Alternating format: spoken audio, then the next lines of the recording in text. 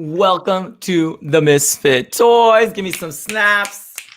Give me some jazz hands. Today, we have the very, very, very talented Anastasia Washington. Ooh. You might know her if you remember her from the Addams Family. She is also one of my favorite little sci-fi geeks and nerds. And she has this amazing one-woman show called 50 Shades of Mix, Confessions of Your Ethnically Ambiguous Friend, not sexually ambiguous, but we don't know that yet. That might come out. Spoiler alert, spoiler alert, spoiler alert. Oh my God. I don't know. And of course, can't do it without my co-host, Miss Maria de la Ghetto. What's up, girl? What's up? What's up? What's up? So as we start every morning, breakfast in bed? No. Breakfast in bitch. What is bizarre, ironic, terrifying, crazy, and hard about life right now? And shit, there is, sorry for the bad language, poop. There is a lot of it going on. So this morning, I actually had steak and eggs. Oh, okay. One of my friends came, and this is the rule. When you come to visit me, I give you the space. You bring the food. That's the rule.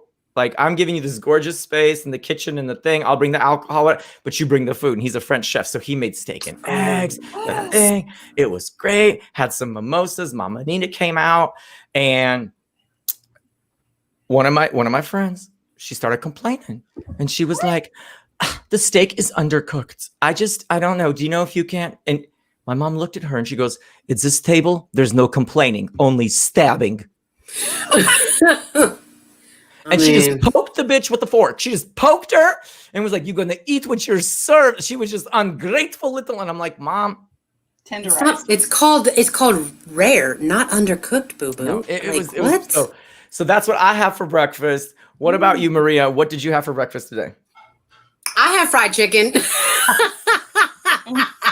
I went over to my other mom's house, and I was hanging out with my niece and nephew, and there was leftover church's chicken.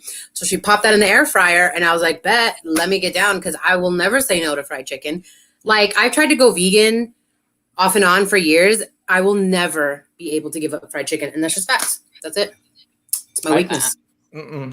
I love me some fried chicken. What about you, Anastasia? Well, I feel slightly boring because I had a slice of sourdough toast and a fried egg and a Scottish breakfast tea latte with oat milk. I'm so LA. Fantastic. Oh my God. That sounds love delicious. I love it. Oh my God. I haven't had my tea today. Ray, what's up? We have people watching from Wales, the UK, London, New York, LA, Chicago, South Africa. Give me some Welsh cakes, Wales. I want some Welsh cakes. What Welsh cake? I love cake. It's like if a pancake met shortbread and yeah, it's with lots of butter. Can we have butter all over? Oh, you have to. Because that's second on the. Oh my God. And then put the butter on them. Maybe some jam if you're nasty. You know. Oh my God. Yes. Do it, boo. Well, as you're having breakfast, what were you bitching about? What was the topic of conversation? Some of us so at our table, we were talking about how the American dream is slowly dying, and it's basically move to America, make money, retire in Mexico. Because it's become too expensive to just live out your life in America playing by the American rules. And so that's what we were complaining about. And we're like, okay, how do we set up our dream so that we can like get our retirement, but then just move right across the border so that we can get our health services in America, but then just pop back across just in case, you know? And I said this before, but I knew it was getting bad in America when Baja, Mexico was filling up with illegal white people. Like, it is full of illegal white people. And I knew the pandemic got really bad when my gardener's name was Steve. Yeah. I was like, when your gardener's name is Steve and he's from Boston, you know shit has gotten bad in the States. It's gotten bad. What about you, Maria? What is bizarre, ironic, terrifying, crazy, and hard about life for Maria de la Ghetto? Honestly, I've been really trying to limit my social media because I just see that stuff and I already have high blood pressure. So I get mad real quick. And so I've been trying to like limit my intake of anything, and I'm gonna be, I'm gonna say that is a privilege that a lot of people that they don't have. So I acknowledge and appreciate my privilege. But self-care and all that, it sounds corny and very like millennial LA because I'm an LA hoe, but like old LA where I grew up in the ghetto before white people moved in. Panorama City. Highland Park, baby. Oh my God. Like Chola Nation back in the night. I say no ho, but I'm Panorama. No, I'm Highland Park, bitches. Highland Park, York and 64th. Highland Park. Before it was gentrified, Iggy, not when you moved in. No, when I moved in. No, if it was any time after 2000, no. I was in the 80s and 90s when Cholo culture was at its, when gang violence was at its peak in Highland Park. You didn't go to the mall near my house, Panorama City. Well, no, girl. I still don't go. Are you talking about the Fox Hills? No, Panorama City Mall. It was like, I never even know. I heard about Fox Hills. This is how gentrification worked in Highland Park where I lived. All the white people lived at the top of the hill, and those El Caminos would just punk out before they could get to the top. So you're talking about Mount Washington. That's where... Yeah, and the hill, and around... but like Highland Park... Yeah, but up in the hills. That's why the white people moved into the hills. That's Mount Washington. That's not Highland Park no more. I had to go drive down, pick up my cleaning lady, and drive her up the hill because nobody's four-cylinder could make it up. Yeah, no, that's not good. That's not... No. Did you hear that statement? He had to pick up his cleaning lady at the bottom from probably one of my cousins or something out there in No. It was not like, I remember walking home from the junior high on Meridian. It was Luther Burbank Middle School. My dad went there. I went there. And I was walking home. You would see girls being jumped into their little clicas in front of the public library at the actual park called Highland Park. Like, and that ain't some ratchet ass shit, like, damn. And I'm just there, my chubby little ass, like, I'm gonna keep on. I just wanted to get my library book and go. I just wanted to read my Anne Rice and go home. That's it. Dude, this is me all the time. I'm just like, please don't beat me. Please don't call me beat Pinchy Chinita all you want, as long as you don't think I'm some hood, like some gangster ass BZ corner, like, no. I don't make eye contact, then we don't have no problem, right? Yeah, exactly. That's my whole life. No, I'm just kidding. Anastasia, what do you have BITCH about right now? Oh, some white male came for me on the internet yesterday. So that was interesting. Like, are we talking Tinder or are we talking? Oh no, we're talking some like political bull. Oh God. Yeah. Did you give it? Did you clap back? Did you give it to him? Did you? You know what? So here's the problem with being a woman of color. I'm already viewed as a bitch, right? Everyone's always like, oh, she's bitchy. So I kind of was like, you know what? I said my piece in a respectful way and I blocked him. And then I just watched my amazing friends have my back and tear him the hell apart. And I was so happy that they had my back and that they so I was going through that this morning. I was going through a little bit of like that kind of thing this morning. Your blood pressure, girl, your blood pressure. Yesterday I was like, yep. As you become more well-known, as your platform increases, that is going to increase as well. Oh yeah. And I have noticed it as our reach has increased. People come back and in this, like, they misinterpret it's just the strength, and I don't know how to handle it. And Maria's really good. She's like, Igor, don't do that today. Just sleep it off. Like my mom sees, she's like, tomorrow. Because I'm like instantly like, yeah. She's like, no. It's hard not to. It's hard not to react. It's hard. You know? I want to bring joy and comedy to this world. Also awareness about amazing, things that need your attention. And obviously that's my dog that needs the attention. But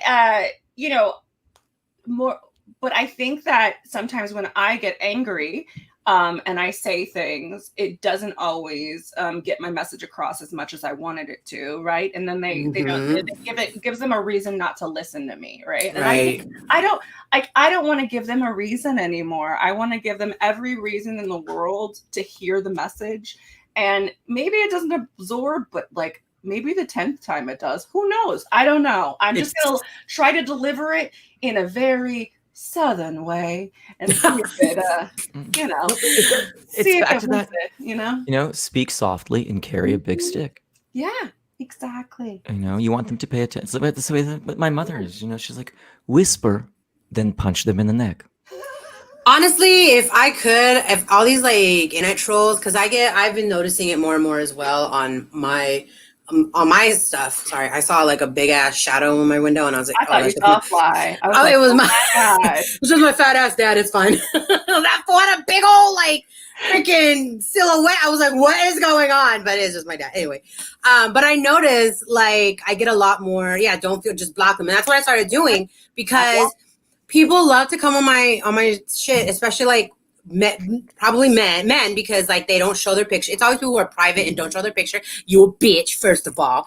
I wish I could do like, y'all remember Jay and Silent Bob when they wrote, like they printed out all the names of the people who were trash talking and they went to each house and just, I wish I'd be like, meet me outside at 3:00. Let's do this. Let's see who's really a bitch. You over here talking all that shit, talking all that mess. Let's go. You know, like, that's why I get so mad, because I'm just, you know, I just try not to. You have every right to be mad. I am internally mad, but the thing is, like, I just know that I'm feeding into their BS when I get angry, and so I think it's like a good challenge. Like when I was doing the after shows for like RuPaul and Agents of Shield and stuff, we would have some people come for you, like, oh, you don't know this fact.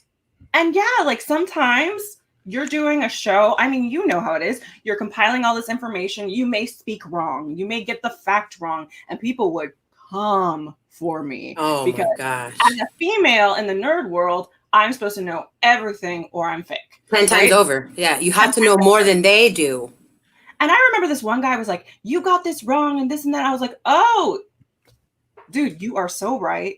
And then I like made it was like, yeah, this reference and this reference. And he was like, oh, cool. And I go, do you have any other like notes? Because I would love to, you know, learn more about it. And he was like, no, you just, and then he followed me and he became a fan. It's always a competition. I thought it was, he followed me and then he became my husband. And now.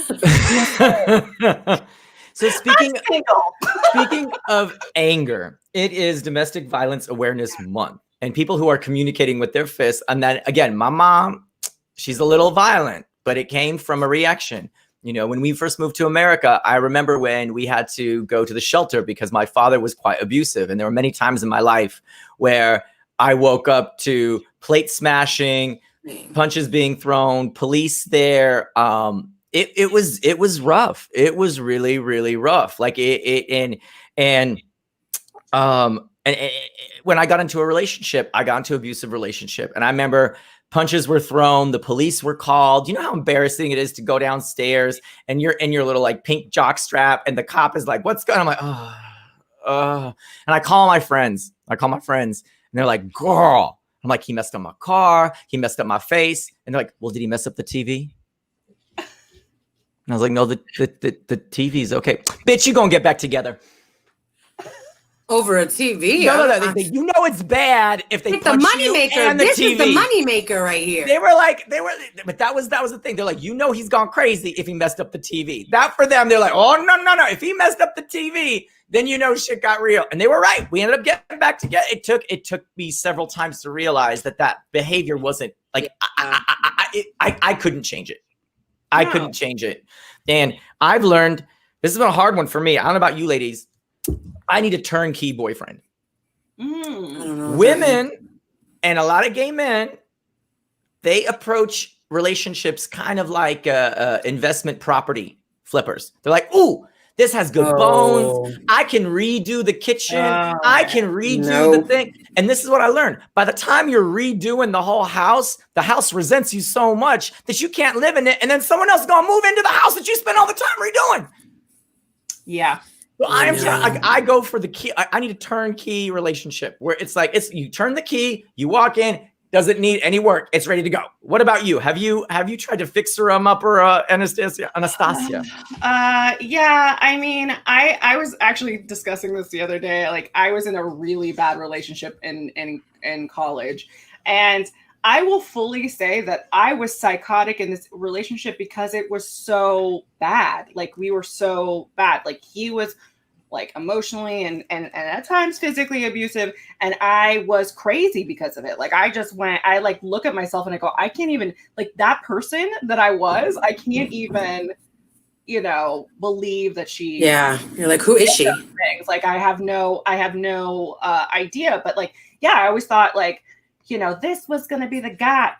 First of all, we all think like when we're young, this is the one. He's the one. Every time. Forever. And we're going to be able to like, he's going to be, like when I met him, he was picking his nose and doing all kinds of stuff. And I was like, I can fix this. I remember I told him, I was like, if you just got your finger out of your nose and learned some tact, you'd actually be attractive. That was my first ever interaction with him. And I ended up dating him 4 years. Wow.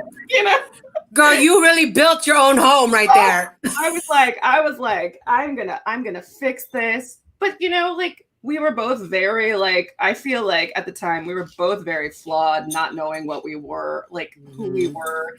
And it was just a powder keg of not great. Do you think that your obsession with true crime had anything to do with this? Because I know that you and true crime have a relationship. Yes, we do. I know you were talking to me. I was like, how'd you know? See, Maria, I'm a freak. Like, I was like trolling on Anastasia. Like, you don't know. Like, I'm like her biggest fan, and I'm like, oh my god, girl is obsessed with true crime. Maria, okay, so girls, break it down for me. True crime, go. Okay, so the reason I really love true crime, I think, is because my mom's a survivor. I'm a survivor of stuff. I was kidnapped when I was a kid, briefly. And what? I think I just became obsessed with like survival stories and also like non-survival stories to know like that. What could have happened? That I'm not gonna do that. Like I sit there like, there's two things that when you watch things with me, if you're watching true crime and you're watching cooking shows, I have visceral like reactions like people do with sports, where I'm like, no, why would you do that? Like, like I'm like, having that reaction, like, like, oh my god, you're so dumb. What common sense? Do you not have any? Exactly. And I'm just like, I know that people shouldn't be around me when I'm watching these things. Oh my god, it's just too much. It's too much. They're not ready. It's like me at a New Kids on the Block concert. You don't want to be there for it. Just don't look at. If you see me there, don't make eye contact. Run. Just run. Oh my god. Seriously. Were you ever afraid? So were you ever afraid of the white van? I was. As a child growing up, I was terrified of the white van. Yeah. Do you know the white van, Maria? Were you terrified of the white? I honestly, I don't know. I have this memory, and I don't know if it was a dream or if it was if it happened, because my dreams are very, very vivid, especially as a kid. Now I can decipher, but like back then, this is one instance where a man rolled up, and it seemed very plausible that it could happen, because we were living in Highland Park. I was probably like 7 or 8 or something, and I was playing outside by myself, and this dude in a red like convertible rolls up, like a white dude, of course, and it's always right. Like, anyway, I will get into that later, but he rolls up and he's like, "Excuse me," he was like, "Can you help me?" He's like, "Have you seen my dog?" And I was like, "No." And he was like, "Can you help me find it? Do you want to, come help me find my dog?" And I was like, let me ask my dad. Because it wasn't even the fear of going in with someone. It was the fear of getting my ass beat by my father. You know what I'm saying? Like, he never actually beat me, but my dad was scared. He was all bark, no bite. Anyway. So I was like, let me ask my dad. Because if I leave and my dad, and like, here's this like the Latino thing. If my dad whistles and I don't respond, that means like, I'm like, as soon as I hear that whistle, I'm like, if you ever see Latinos whistle at each other, you're like, oh my God, what is that? Who is it? I gotta go. La migra. Like, it's totally like a thing. So like, I was like, if I'm out of range, if I'm far enough that I can't hear, then I know I'm going to be in trouble. So as soon as I told him that, he was like, he got pissy and he was like, never mind. And then he like drove off. And I'm just standing there like, okay, what a loser. And then I just went back to playing. So I didn't ever think about it, but I think because my parents instilled like the fear of God of like, if you leave and you're not supposed to, then you're going to be in big trouble. So it wasn't like this guy was going to kidnap me. It was, I'm going to get in trouble. So yeah. So I think thankfully looking back, I was like a logical kid, you know what I mean? Yeah. As opposed to just being afraid of things, even though I was afraid of everything. But yeah, so I never thought about the white van thing. That never like crossed my mind. I did. We were trained. Oh wow! Tell me about your white van experience. Yeah, like tell me about your white van experience. Can we hear about? Is that okay? Like, I don't want to. No triggering here. I don't want to. No. I've. It was years ago. I was 8 years old. It was the only time I ever ditched school. Ooh. I ditched Glee Club because I hated the choir director so much. And I never ditched school again after this moment. But anyway, so I was ditching school. I was in front of my grammar school, which is in Sherman Oaks, California.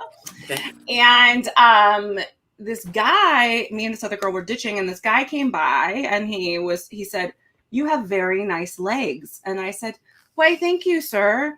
And then he left. My friend went into the bathroom. He came around with his car and grabbed me. At which point I fought that asshole in his car until I finally got out of the car and ran into school. And I didn't even say like anything at all. I was like, wow. I need to call my mom.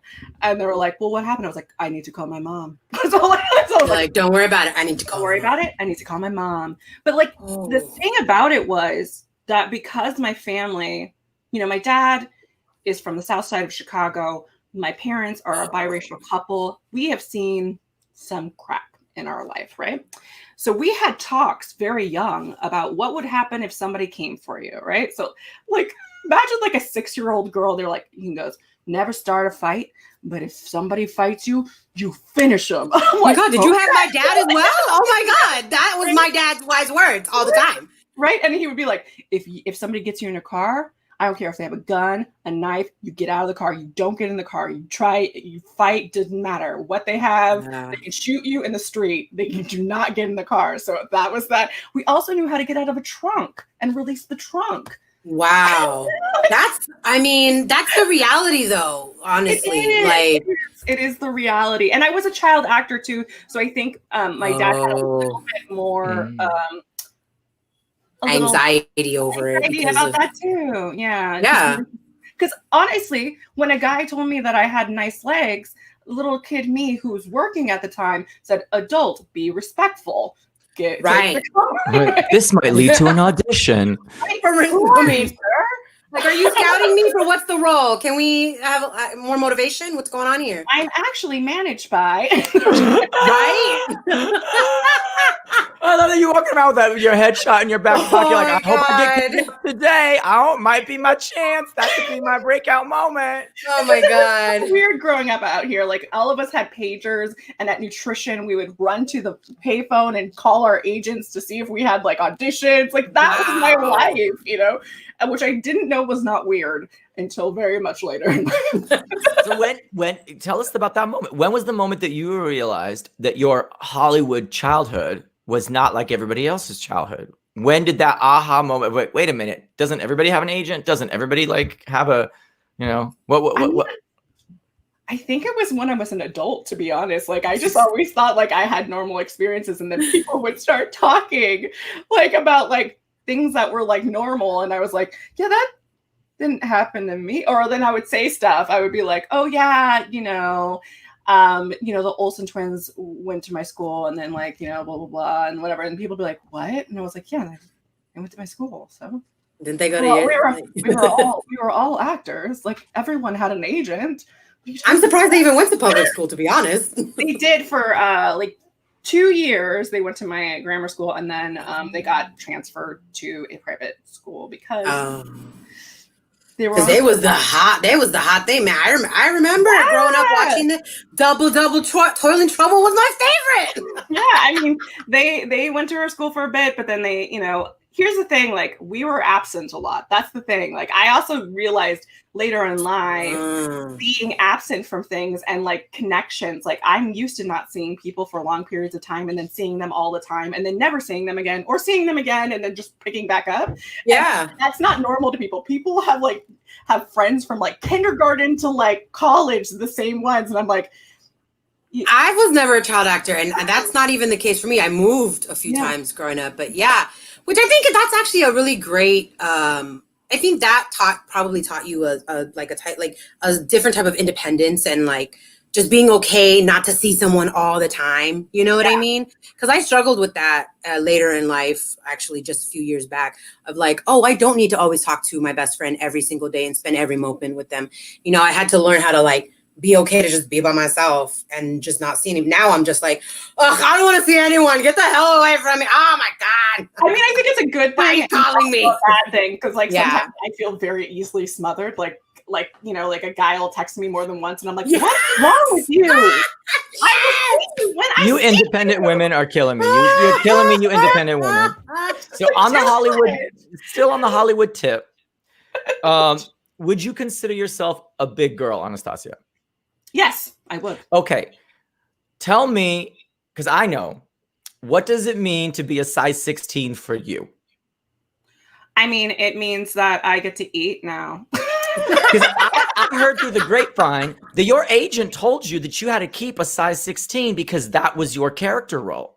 And that your agent was like, if you lost weight, you would lose roles because you were like the token mixed race, sassy, big girl. And you were typecast. And if you and that size 16 was your magic number. Am I wrong or am I? No, you are right. And I have since changed agents because I like to be able to be whatever I am. But growing up, you were the token big girl size 16. What was that like? Well, not until I was an adult, because I was actually really skinny until college. Oh, so you realized if you were gonna make it, you had to eat some pizza. Well, you know, I had a boyfriend and I like was happy. And then I gained a little, like maybe like 15, 20 pounds when I was like a regular like model and actress. And then my agent said either gain 50 or lose 50. And I was like, well, first of all, I would not exist if I lost 50 at this point, but that's okay. And I was like, well, that sounds fun. Let me just gain it. I'm like, really? Okay. No, done and say less. Say right? less. And so then I really got my niche and really got confident in my sizing. And I think I had to get confident in whatever size I am, right? Like that's the thing. Like I don't care if I decide to lose weight tomorrow, I'm going to rock it. And if I decide to gain weight tomorrow, I'm going to rock it. But I will say it is different. It is a different way of auditioning. It's a different way modeling wise in the world. It is getting better, but it is a different world than when you're modeling just like a thin model, you know? You're treated differently. I'm the token a lot on set, you know? Like there'll be like all these like size 2s and then me because I'm diversity for the shoot. You know what I mean? You're the diversity hire. Like they can kill a lot of birds with one casting with you. I can get black, I can get big, I can get like I'm like, oh my God. Please tell me you're Jewish. If you're Jewish, like, oh my God. If you were Jewish, you would be crazy rich right now. That's like the one, like what we need to like one more little quality. She's Jewish, she's black, and she's big. That's it. That's it. That's it. I did almost convert for my ex, but you know, if I was gonna convert, I would probably convert to Judaism. I think that would be. Oh, it would be so easy for me. I grew up around Judaism, and I was always envious of my Jewish friends. And when my ex, what 3 things were you envious of? I think I just felt like the community. The community was a lot more welcoming than the Catholic community. Oh, and I felt their celebrations felt more me. I felt like their traditions felt more me. Their food was delicious. Well, you know, so my ex, the one I almost converted for, I one of the reasons I almost converted was because he was coming from the Ukraine and wasn't allowed to practice Judaism until he came to this country. And I did not feel like I should be able to, I would not deny him and our children, future children, the right to practice. Right. So that's why I almost converted, because I felt like it was important. And I feel very comfortable in the Jewish community. Like I just do. Like I have a lot of, very close Jewish friends.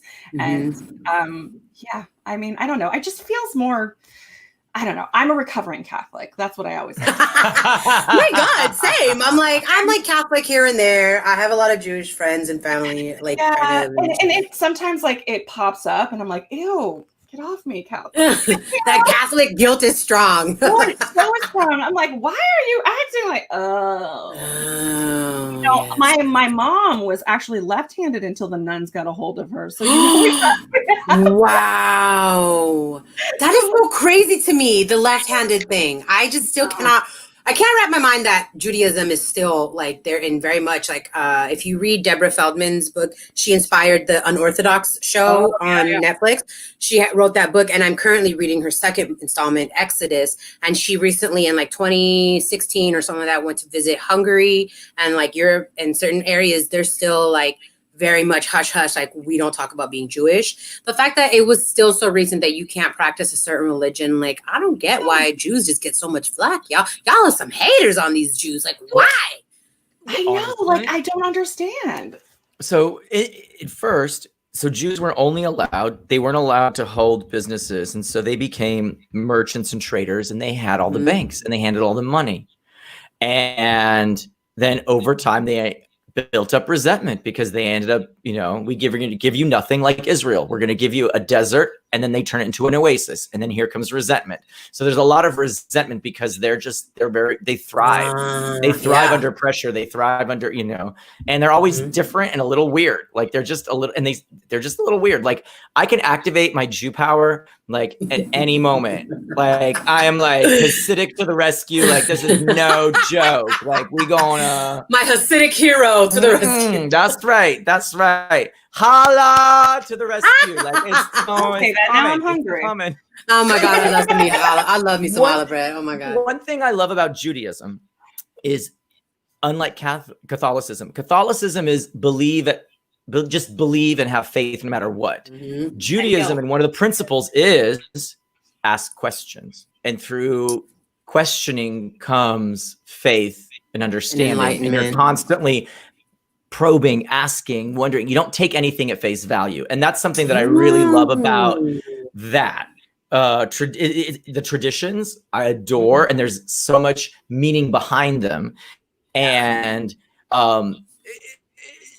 it depends on which side because of the spectrum, because there's some that are very, very to the point. Right. Yeah. And nothing gets me more than a Hasidic Jew where it says, "Thou shalt not work underneath God's sky on the day of rest." So they put little tents over their tractors so they can ride the tractor on Sunday. I'm like, you can't out-Jew God. Oh my you God. Can't out-Jew. Like they try to out-Jew God. Like I've been to Israel many times, and I see the little Hasids on their tractors with their little tents, and they're like, well, it's not underneath the sky technically. I'm like, no wonder you're a lawyer. No wonder Jews are great lawyers. I mean, that's why I'm always looking for a technicality. First of all, I had to go to Sunday school every week. I made pretty much every single sacrament I made except for death and marriage so far. So they would always make me go outside during Sunday school because I'd be like, but why? But why though? But like, yeah, my dog has a soul. But yeah, he's going to heaven. But yeah, like, oh no, gay marriage, no, gays are good. We're cool. No, everything. Like I used to get in trouble with my mouth all the time. I can only imagine if that was like, thou shalt not lie with a man like you woman. But what if they're not lying down? Like you could still get it, right? My mom told the story. I was about like 7 or 8 years old, and it was a big. It was during the gays in the military situation. Whatever. Oh man. And I think people don't think that kids listen, but apparently they were listening to some kind of news program and in the car. And I just said, well, why does it matter? Nobody's supposed to have sex in the barracks anyway. Oh, burned by a 7-year-old right there. And there it is. I'm sorry. Amazing. Like, who cares? What was the fiercest? What was the fiercest battalion, the fiercest army in all of history? The Spartans. Why? Because they all had sex in the barracks. They was just like, but think about it. How hard am I going to fight for my friend versus how hard am I going to fight for my lover? That's 100. That's true. And so if the guy next to me, I will go Spartan on you. I'm holding. There you go. If the guy next to me is not only my brother, but is my lover, I'm going to hold that shield until I die. And that bond of love and friendship is what made that Spartan army so strong and so formidable. So I think it's actually a mistake to not let gays in the military. Well, I think suppression of any kind is like when you're suppressing your sexuality, when you're suppressing your feelings, your whatever, your beliefs, like that just doesn't make for a happy and fierce, like it doesn't make for a fierce warrior because you're suppressed. You're suppressed. That doesn't even make sense. Yeah. I mean, you're like, just let him die. I don't care. Yeah, like I can't even be me. Why would I care? Like, I'll give you the code real quick. Go ahead. There's a secret tunnel right there. Well, she just became like a spy for the. For that. I know what just happened. Everything except those codes. You want the secret tunnel? Go right ahead. There's a guy named Troy, and he has a horse. Just so you know. Be in the army, you guys. I mean, I should not be in the army, but she should not be in the army. I'd be the Let me go free and live my gay life. And I will give you I'll tell you where the horse is. I'm just letting you know there's a horse. See, you'd be the worst in the army for a very different reason. Like I couldn't be in the cult either because I'd be like, I don't want to wear that. I don't want to do that. I don't want to do that. You want to take a picture of me and hold it over my head? Go. I look cute. Send that off. You know? Oh my God. For real. Oh my God. Alexander's companion. Yes. There you go. There you go. Exactly. There you go. People think that's like a limp wrist throws a mean spear.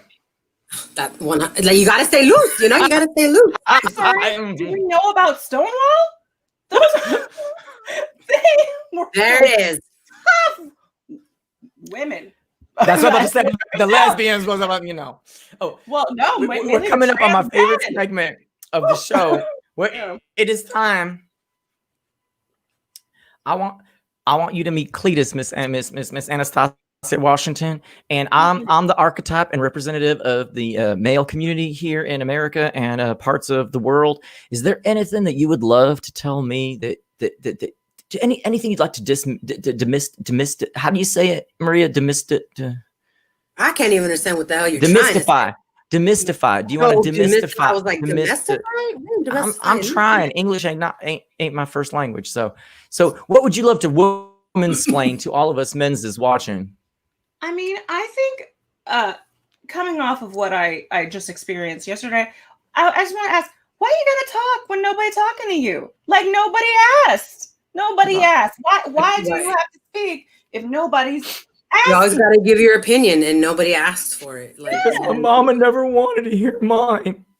You get some therapy and grow a pair of ovaries. I don't feel bad one bit. Also, I want to tell you, just like your mama, I don't want to hear it either. If she didn't want to hear it, what makes you think we want to hear it? Where did you get that? Who told you that? She loves you. I don't, and I don't want to hear it. Do what your mom told you to do. Like, dang. We're trying to stop more true crimes from happening, not start more true crimes. Okay, all right. I'm sorry. I care. Like, how do we heal this? What do we do? What do we do? Tell Miss Washington. What do we do? To heal this, I think, you know what? I'm going to listen to what you have to say, even though I did not ask for it. And I'm going to respectfully, take that in, ignore it, and acknowledge and go, thank you for your opinion. And so you're basically going to do what us men's is do all the time. Yes. Yes. I'm going to placate. Maria, has there been anything that's happened in this week that that has come up in your life that you're like, excuse me, I need to tell Cletus something? Oh man, all day, every day. Actually, here's a good one. Today I was talking to a Instagram friend of mine, and she's a stripper, and she was talking about how men always like ask for her real name, and obviously she gives a fake real name, and they're just like she was talking about how they always ask, and then like they're like, oh, I'm gonna call you by that from now on, and she's like, that's not the name I want to use. I have a stripper name for a reason. And it just, that to me just shows me how much men need validation at all. Like, you need to feel so damn special all the time that you're not going to respect this woman's stripper name because she has it for a reason. If she wanted to give you her real name and have you call her by her real name, she would give it to you. Exactly. But she gave you, like, why do you feel the need that you need that you deserve her real name? Like you said that. You determined that. She didn't say, hey, my name is so and so, and this is what you can call me. She didn't do that. You said, what's your real name? She decides, okay, I'll tell you. And you're like, okay, well, I'm gonna call you from now. Like, why? Because like it's would like you ask Batman that? Would you ask Batman that? Would you be like, Batman, I'm gonna call you Bruce from now on? No, you wouldn't. He wouldn't tell you. He'd be like, it's Derek. My real name is Derek. He would do that. Just like, and like, why? That pissed me. I was like, men always needing validation. I gotta clap back. I was like, I'll give you my real name, but then I'm gonna act like your real wife. There it is, and there it is. But Cletus wouldn't say that, but I just have to take the hat off for that one. I just gotta take it. Has something to do with the fact that they need to feel like less guilty or something because they think strippers are bad. Like, it's like there's still that stigma because they don't really respect them. And because they gave them their real name, they feel like, oh, she's a real person almost. But like, respect her. Y'all love strip clubs, but hey, strippers, y'all love to see that ass bounce up and down, but you want to talk smack about girls being hoes. And it's just such a double-edged sword. It's like, get over yourselves. That's what I want to say. Well, y'all men need to get over yourselves. Well, have you ladies ever been to a male strip establishment where the naked man? I'm an equal opportunity lender. I've been to both kinds of establishments. So what is it like to be a woman on the other side objectifying a man? What's the difference, or is there a difference? I don't know. I will tell you. Okay, so the first time I went to Mickey's, this was Mickey's a long time ago. Mickey's we have people watching all over the world, so you got to break down Mickey's. Yeah, Mickey's is a gay club in West Hollywood, and years and years ago, it was a very different kind of club, right? So they had shower night and fetish night the night I went. It was shower and fetish night. You're going to make me take off my hat, Miss Anastasia. Right? So there was these guys and they would go up into this tub that they had put in the middle of the thing, and they would like strategically put bubbles. Oh, And then there was this go-go dancer that looked like Dean Cain. And I was like, this is my first time like ever going to anything. I probably was not even legal enough to go. I was definitely not 21. So I was not supposed to be there. So I went up to this guy because he looked like Dean Cain, and I was like, I'm gonna be this like liberated woman, and I'm gonna put $1 in his G-string. So I went up there and I put $1 in his G-string, and I started crying. Oh my God! And he's like, what's wrong? I was like, I was just thinking about your mom. Oh my God. And then he came down from the podium and just held me. Oh my God. That's so sweet. So all the men's that are watching, when you tip your stripper and you want to know her real name, just cry. Just cry. Just cry as you slide when you make it rain here too, because then she's gonna come and hold you and she gonna give you the real name. That's the secret. Anastasia Washington, she broke it down for us. Now we all know. Oh my God. I will say, I have since grown since then. Oh my God. I've worked at a sex shop. I've done all kinds of things. I've bobbed for dildos. I have grown as a person, and I can put $1 in a G-string without crying now. Can I ask you a personal question, Miss Washington? Yes, you may. Okay. What is the most embarrassing thing that you have done for $1 or any kind of amount of money? Could be in $1, could have been $1 million. What is the most embarrassing thing you've done for money? Oh, mean? Okay, I will start. Okay. I went to Georgetown and I was a scholarship kid. Why do I have that accent still? Jesus Christ. It came out. But I used to have this accent when I moved to America, and I've been working really hard for like the other accent. And then when Trump got elected, I switched back to this accent because I was like, oh, I have more like sway with what's going on in politics. And now I don't know. I'm gonna have to switch back to my like practiced accent. Code switching. So I entered the Man of the Month contest at this club called Wet in Washington, D.C. Oh. And I didn't realize, but my stripper trick was people would put $100 bills in their mouth. They would fold them, and I would go by and grab them with my cheeks. Oh my God. That does not sound sanitary. It does not. It is not COVID safe. But let me tell you, I earned my rent in 5 minutes. In 5 minutes, I earned my rent. I was like, grab it, grab it, grab it, grab it. I was like, whoa, I won hands down month of November. I was like, yes. I was like, I am not doing what do they call it? That study stupid program where they're at the library, pay me $5 an hour. Student work program. Fuck that. No, grab some bills with your butt cheeks. That's how you make it through Georgetown. That's how you make it through the Ivies. Oh my God. And I remember my professor, he was there. My professor came in, he's like, what are you doing? I was like, I'm paying for school. You ain't paying for my books. Like, I'm trying to that's how I paid for my school. I'm paying for your tuition money. Yeah, I'm like, I'm paying your salary, bitch. That's what I'm doing. Put the bills in your mouth and fold them tight. Like, that's how to fold them tight and crisp and clean. None of that soggy, crisp and clean. Let me just come and snatch it. There. Give you I can't believe I just admitted that on like public access. Like, but that's the truth. It was a struggle being a poor kid, being an immigrant, and trying to keep up with these trust fund rich kids. Yeah. I did it whatever it took. So that was my embarrassing, that was my most embarrassing moment for $100. What about you ladies? What's the craziest thing that you have done for really have shame? So like I bought for dildos for free, right? So like that just for a prize at the end that was supplied by my job, so I think the most embarrassing or the weirdest thing I've ever done for money was eat bugs. I wouldn't do that.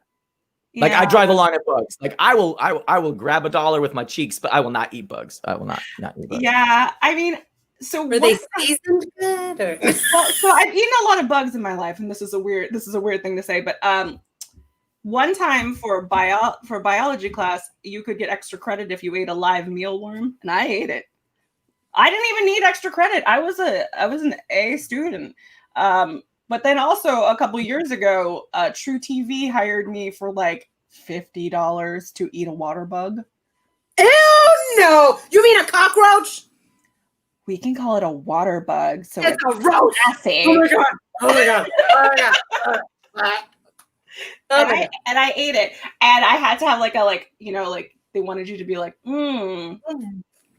And so then I ate it, and of all the bugs I've eaten in my life, I've eaten centipedes, I've eaten tarantulas, worms. I will say the water bug is the most disgusting bug ever. Oh God! Doing blue cheese for me for about a year. Wow. Did you chew it? Yeah. Oh my God. Anybody watching? What have you done for $1 or a shekel or a euro? Maria, what have you done for $1 peso? I think I like thinking back the only things a yen, a rupee. A rupee. There's been two things that I've like gotten money somehow. Number one, I was at a bar with my friends and I danced for some dollars. Not embarrassed. I would be a stripper if I could. But there was this one time, my favorite way was, it wasn't really making money from anybody. I went to a Lil Wayne concert in San Diego right before he like blew up, like before he was Lil Tunechi. Like it was right when, you know what I'm saying? No.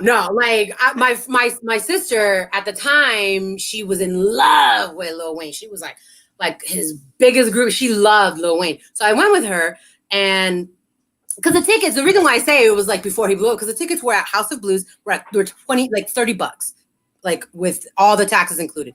$30 to see Lil Wayne. And so at the end of the show, you know what I'm saying? He he had like those money guns where money would rain down and all this stuff. They were all ones, but I was like, money is money. I was like, why do they always feel the need to do that? But anyway, so money was just raining down. And I was snatching that. I was like, yeah. So it was on the floor. I was like pulling one out of some bitch's heel. I was like, give me that dollar, girl. So I came up on $35 and I was like, bet I paid for my concert ticket and I got a profit. Good day today. You know what I'm saying? Like, I love that. I will never forget that. And then like 2 years later, we went to his concert again for like, it was like a cheap seats. The cheap seats were $100. I was like, well, look at, he made it. Good for him. That's insane. I remember when I was living in France, France is very anti-Semitic. And I've never felt anti-Semitism in America really. And France is very anti-Semitic. And every time I would go to a party, they would call it the Jew game. And they would basically wrinkle up euros. They were francs at the time, actually. And they would throw them in the middle of the room and they would count to see how long it would take me and the other Jews to get into the center and pick up the money. And I would sit there and I'm like, pride, 50 francs. Pride, 50. It took about 3 seconds before I'm like, fuck it. It's just 50. Fuck it. Fuck the pride. But that was like, that was the Jewish I would party not game. be friends with them. I'd be like, I would take that money. I'd be like, I'm out. But literally, it was like the classic party game. They're like, on va voir qui est juif. We are going to see who is Jewish. And they would throw money into the center of the room. They'd make a circle and they would just count. And of course, every Jew at the party is like sitting there looking at each other and they're like, fuck it. And we would like jump in that was a thing. Like that was the thing in college. That was like the Jewish test. Wow. You're about to see a black girl too. Hold on.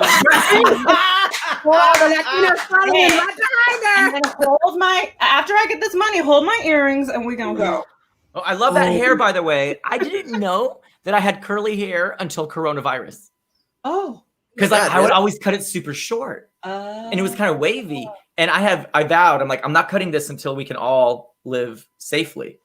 And I'm like, you can get your Fraggle Rock on. I'm all I love that show. Oh my God. That was God. one of my nicknames when I was a kid and I hated it. People would be like, Fraggle Rock. And I'm like, girl, it's better than Trash Heap. Trash Heap? Trash Heap. The talking Trash Heap and Fraggle Rock that would give the advice and yell at the Fraggles. Yeah. I'd rather be called a Fraggle than Trash Heap. That is true. That, on the scale, I was pretty good off, I guess. What is the worst thing you've been called growing up? What is the worst thing you've been teased about? So I'll start. Mine was obviously, so I go by Iggy, but my given name is Igor. So like literally high school, every passing period, I went to a huge high school, 5,000 kids in passing period. Igor. And I would turn around and I'm like, Principal Jackson, seriously? Oh my God. Seriously, like the teachers would join in, the kid, it was just not Igor hungry. It did not stop. And then the Addams Family. What's the name of Grandpa Munster's bird? What? Igor. Oh. And then this is when the news came out. Like they had this, you could call in and get the news in Colorado. The weather computer. My name is Igor. And they would call me at home. Igor, what's the weather going to be? Like it was and so random. The Winnie the Pooh movie came out and it went from Igor to Eeyore. It was just, oh man, it was rough. So what about you ladies? What were your roughest childhood? I had so many. I think my worst one was in college, actually. There was a group of men that like to call me a PN, a pleasure N-word. Because wait. What? Wait, like a what? Pleasure N-word, because in slavery, I would be a certain kind of slave. So they would go down the halls of the school calling out, hey, PN, hey, pleasure. And I was just like, oh, thank you so much for that. I would have gotten kicked out for violence on a student. I know. But I think I had a lot of weird nicknames growing up. I think most of them had to do with me just being, I remember this one guy used to call me a wigger. And I was always so pissed because I was either call me whack or Krieger. I want an even, like either you're completely cursing me out or you're not. And this one guy would always call me a wigger, so I made up a song about him, and his name was Sweeney. His last name was Sweeney. So I, of course, made up a song, Sweeney, Sweeney, Microscopic Weenie. I'm not proud. I'm not proud, but listen, he deserves it. Sweeney, I love it. Microscopic Weenie. I love it. I love it. Maria, what did they call you? Oh my God, everything under the sun that had to do with fat. Like the one thing I hate is when they would be like earthquake, and like everyone, you know, it like lessened as I got older, which is why people are always like, oh, I would love to go back. Hell no. I would never go back to my childhood. Everyone is like, no, there's never been a time where I would like, I think like, oh, I love that about my child. No, my childhood sucked big weenie. And I was always being teased for being fat or for being chinita, like by the Mexican kids. And then the Asian girls would always call me fat or like I wasn't really Asian. Like it was always one thing, but it was consistently always being made fun of for being fat. And like I should have way more insecurities now looking back, because it was just always the fat something. Always making fun of me. At least it was consistent. Like it's just sure. like you know, they had plenty to choose from because they didn't know what I was. They couldn't even make fun of me for being like, they would call me Japanese slurs and Chinese slurs, and like they would call me gook, which is for Korean. They would call me nipper for Japanese, and like all these like, and they're like Mexican kids, and I'm half Mexican, and I'm like, so there was a long period of time where I was like, I had a lot of self-hatred with being Latina or being Mexican, because I would make fun of them, like go back to Mexico, you know, I would do that because like I had nothing, you know. So I'm the type of person, if you like, that's why I can't be reactive, because when I clap back, if I clap back out of anger, I'm gonna hit you in the jugular and you're gonna bleed out. And I'm going to say whatever it is I need to say to make sure I hurt you. And I have done that many times in my life to people. And I'm scared of you, Maria. And Maria, you should be. I'm going to be honest. I'm a very loving person, but do not make me mad. Do not make me mad. What sign are you? I'm a bitch ass Scorpio. Me too. I was going to ask you. I can see it. I can see it. It takes a while to push me to the edge, but once I'm on the edge, you never never want to see me again. Like ever. Don't see me. And I don't even know. It's not until later when I'm washing the blood off my hands. Right. You're dead. And we don't regret it either. We're like, you deserved every bit of poison in your body that we injected you with. Yeah. You guys are just like my Russian mother. Like I threatened this kid, and she's like, don't threaten. Just do the shadow. She's like, do the shadow. And I was like, what's the shadow? And she's like, when they walk home from school, you throw your coat over their head. You beat the fuck out of them and you throw them in ditch. Nobody sees you. Nobody gets suspended. It's only illegal if you get caught. Exactly. Don't get caught. My mom has a similar saying. She goes, it's not illegal if you get caught. Yeah. It's you know. So closing us out, I'm going to post right now in the thing. We got 50 Shades of Mix, Confessions of your ethnically ambiguous friend. You can find tickets on Eventbrite. Is that correct? It's actually at Whitefire Theater. Whitefire Theater. I got the link right here. I'm going to post that as well. And you definitely got to check it out. Misfit Toys, we are going to be starting our next fall semester coming up quick. So check us out at Misfit Toys Comedy, YouTube, Facebook, etc. Closing us out, what was the one thing that you would tell any aspiring actress, comedian, trying to make it? What would you just tell her right now? Right now, I would say create your own content. Create it yourself. Yeah. Do it yourself. Maria, what about you?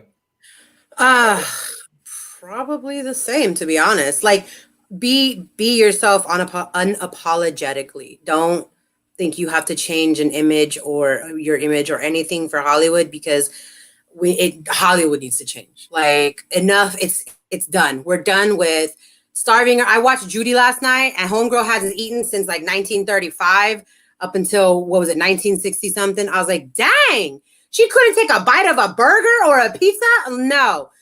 We're done. We're done. No more skinny till you can't breathe. You know what I'm saying? Like, be you, be your authentic you. And that's it. So for me, because I'm a very chameleon. I've lived in many countries. I speak many languages. I grew up with many different cultures.